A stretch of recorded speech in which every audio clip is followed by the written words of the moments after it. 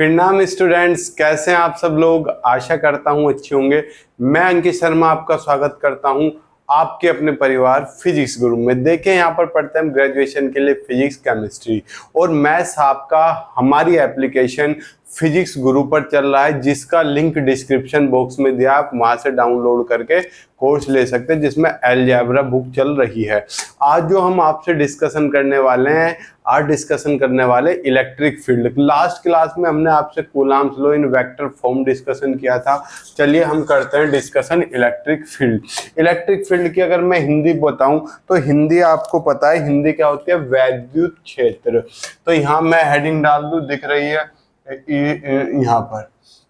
मैं आपसे चर्चा करता हूं इलेक्ट्रिक फील्ड की। इलेक्ट्रिक फील्ड, इलेक्ट्रिक फील्ड क्या बच्चा, इलेक्ट्रिक फील्ड। अगर मैं आपसे इलेक्ट्रिक फील्ड की चर्चा करूं कि ये इलेक्ट्रिक फील्ड होता क्या है, तो आप इस चीज को बड़े इजीली समझने की कोशिश करना। मैं टॉपिक को टिपिकल नहीं बनाना चाहता, समझना। ये एक राजा है, किंग, ठीक। इसका राज्य इतने एरिया में फैला है।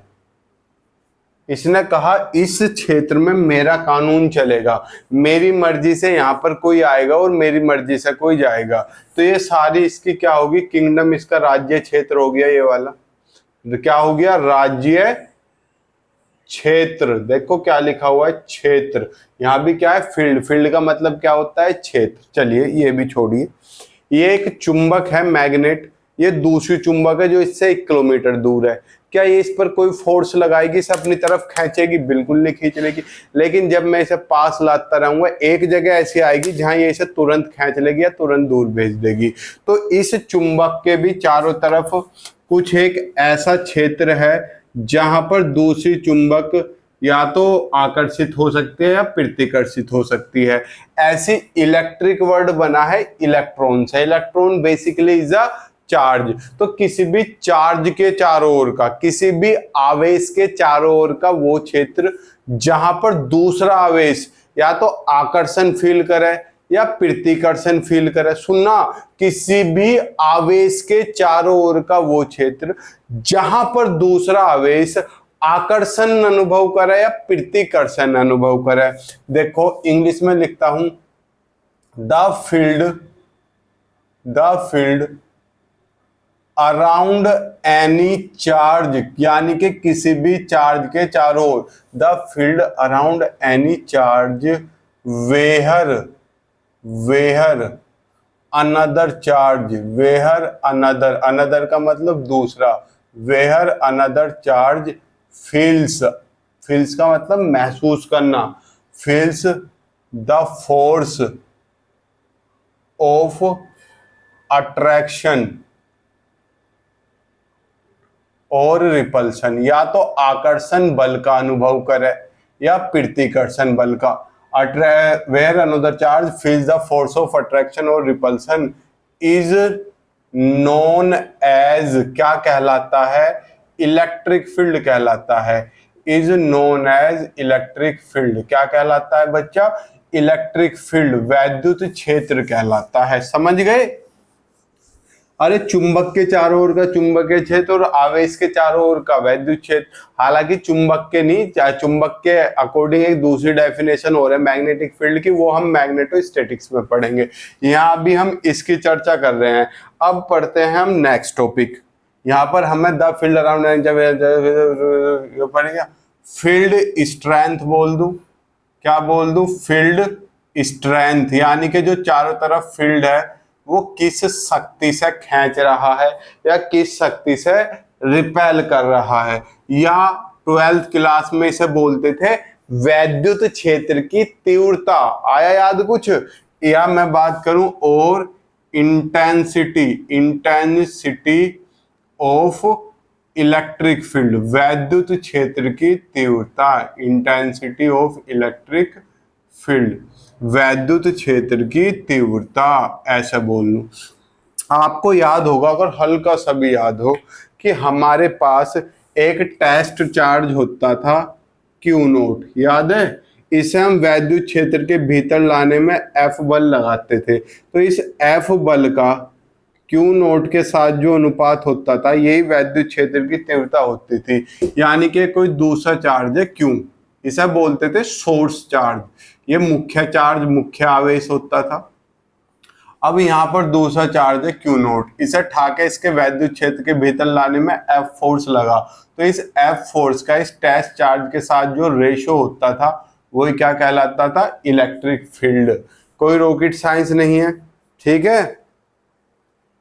तो अगर मैं डेफिनेशन लिखाना चाहूं तो आप इस फॉर्मूले से डेफिनेशन लिख सकते हो, क्या, if q naught is equal to 1, तो इलेक्ट्रिक फील्ड इंटेंसिटी किसके बराबर आ जाएगी, फोर्स के। Force applied per unit positive test charge, per unit यानी कि एक यूनिट टेस्ट चार्ज पर जो फोर्स लग रहा है वही क्या कहला रहा है, इलेक्ट्रिक फील्ड। अरे ये एक यूनिट पे जो फोर्स लगा वो फोर्स ही क्या कहलाया, इलेक्ट्रिक फील्ड। तो आप लिख सकते हो force per unit charge, force per unit charge, ठीक है, एक्सपीरियंस्ड बाय अ स्मॉल, या ये थोड़ी लेंथी डेफिनेशन हो जाएगी।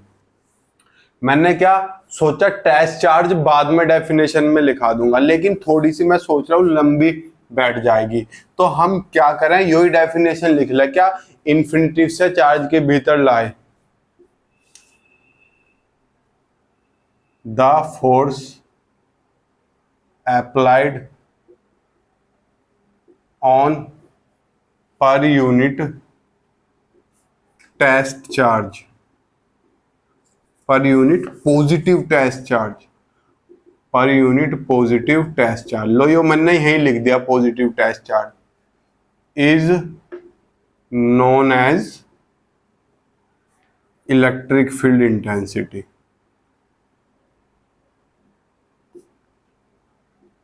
ठीक है, कोई रॉकेट साइंस नहीं है। Let q naught be the test charge and we apply F force on it, then electric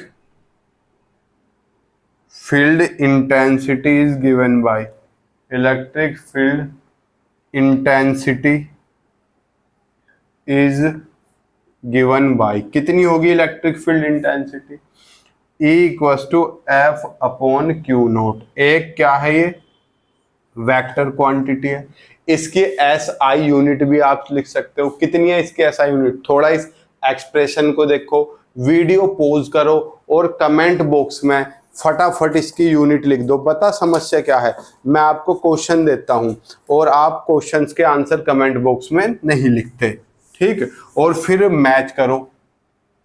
it's SI unit is, इसकी एसआई यूनिट क्या है, ये क्या है न्यूटन, ये क्या है कूलाम, न्यूटन पर coulomb.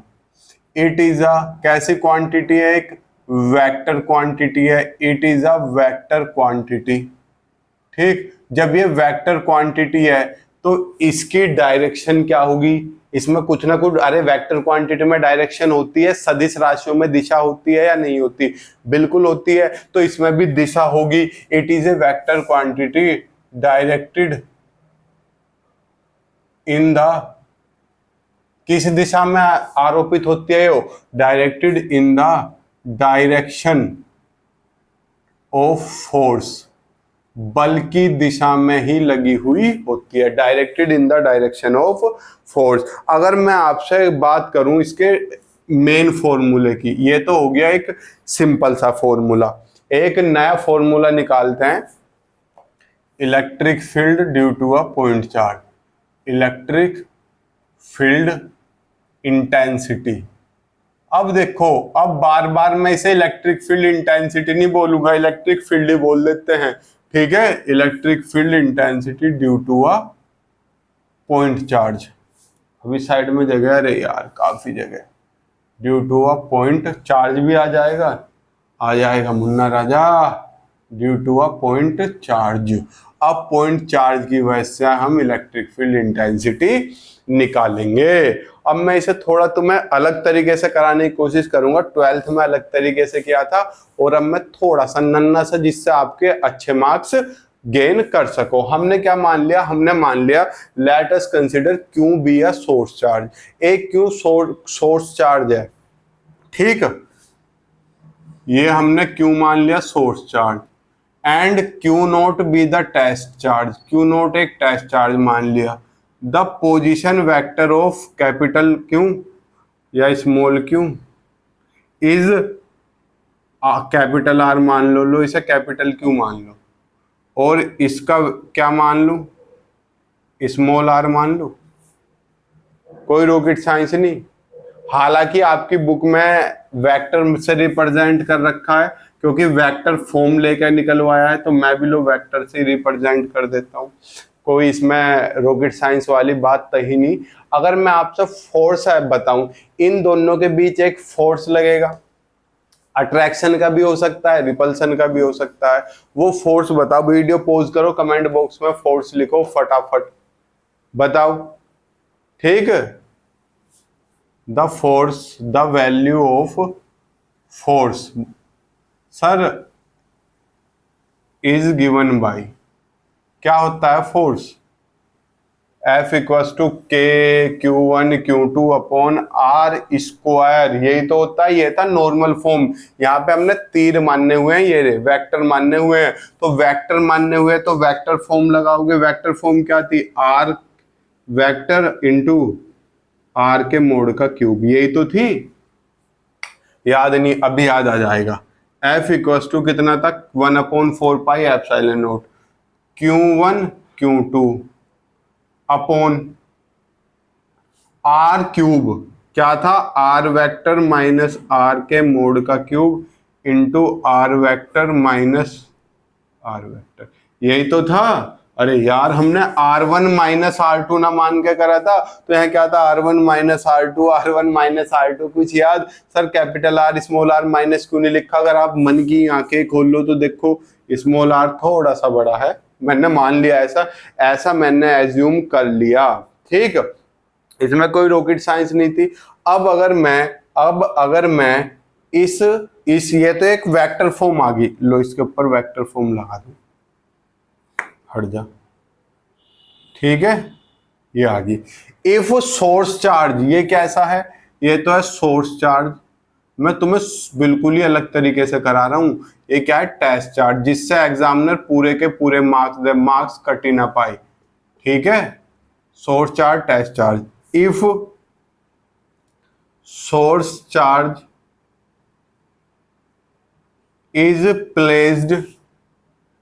is placed at origin, ये क्या थी, ओरिजिन थी। अगर मैं इस क्यू को ओरिजिन पे रख दूं, ध्यान से सुनना, एक क्यू पकड़ा और ओरिजिन पे चिपका दिया, तो आर क्या हो जाएगा,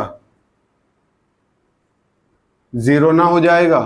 तो इक्वेशन नंबर इसे 1 मान लो, तो मेरे पास 1 इक्वेशन क्या मिल जाएगी, आर की वैल्यू 0 रख दूं तो कितनी, F equals to k q naught upon r vector के मोड का क्यूब इंटू आर वेक्टर, यही तो मिलेगी। अब आर वेक्टर अपॉन आर किसके बराबर, आर कैप के। फटाफट स्क्रीनशॉट ले लो, आशा करता हूं स्क्रीनशॉट ले लिया होगा। इधर का हिस्सा रफ कर दूं, ये इस तरीके मैंने क्या बताया था, 12th वाला ही है, बस 12th से हल्का सा अलग तरीके से करेंगे ताकि एग्जामिनर पॉइंट ना काट पाए। हालांकि जो और टीचर्स हैं वे 12th वाले तरीके से ही करा रहे हैं, मैं भी पहले 12th वाले से ही कराता था, अब बस थोड़ा सा अपडेट कर दिया मैंने भी अपने आप को।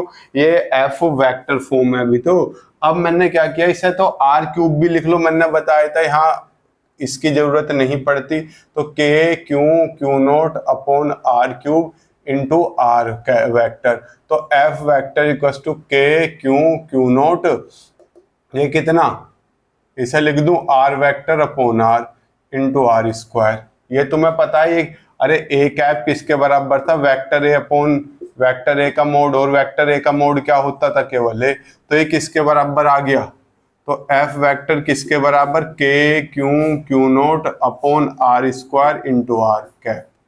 ये आ गया लो आपका, बताओ ये क्या आ गया, एफ की वेक्टर फॉर्म।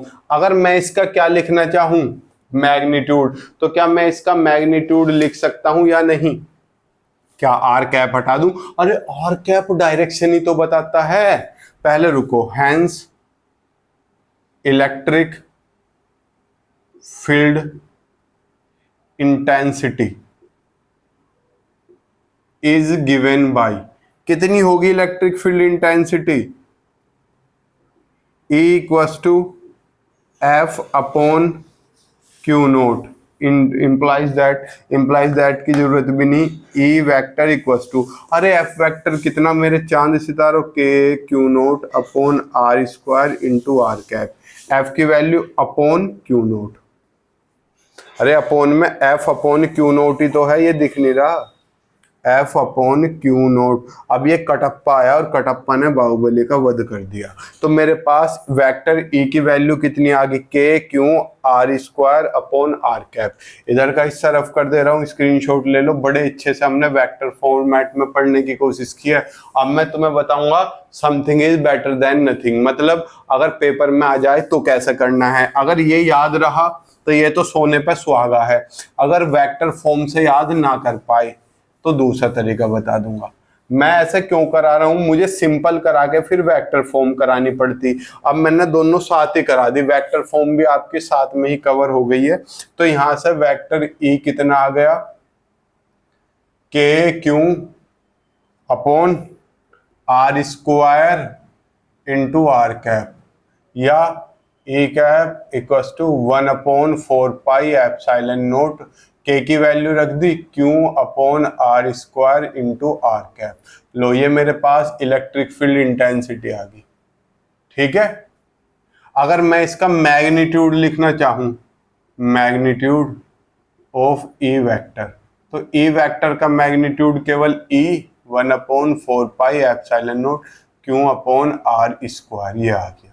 देखो अगर आप फाइनल फॉर्मूला देखो, फाइनल ओरिजिनल फॉर्मूला ये है, इसमें कहीं भी क्यू नोट नहीं है, यानी कि इलेक्ट्रिक फील्ड इंटेंसिटी पे टेस्ट चार्ज का कोई फर्क नहीं पड़ता।